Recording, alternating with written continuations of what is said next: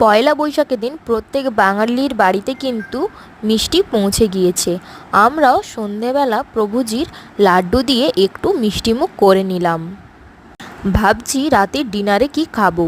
ভাবতে ভাবতে অর্ডার করা হলো বিরিয়ানি। এছাড়াও ছিল মুরগির মাংস, গরম ভাত, তার সাথেও ছিল লুচি, আলুর দম। যে ভাত বা বিরিয়ানি খাবে না তার জন্য রুটিরও ব্যবস্থা করা হয়েছিল।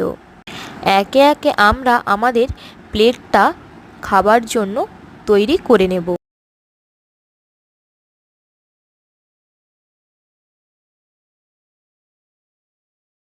চিকেন বিরিয়ানিতে লেগ পিস খেতে তোমরা কারা কারা পছন্দ করো অবশ্যই কিন্তু কমেন্টে জানাবে। আমাদের প্লেটটাও আমরা সাজিয়ে নিয়েছি, সুন্দরভাবে নিয়েছি একটু বিরিয়ানি, তার সাথে নিয়েছি কষা মাংস, রুটি, লুচি, স্যালাড, কোল্ড ড্রিঙ্কসও ছিল, কিন্তু সেটা তোমাদের দেখাতে পারলাম না। তোমাদের এই প্ল্যাটার কেমন লাগলো অবশ্যই জানিও। তবে এত খাবার আমি আমার বোন শেয়ার করেই খেয়েছি।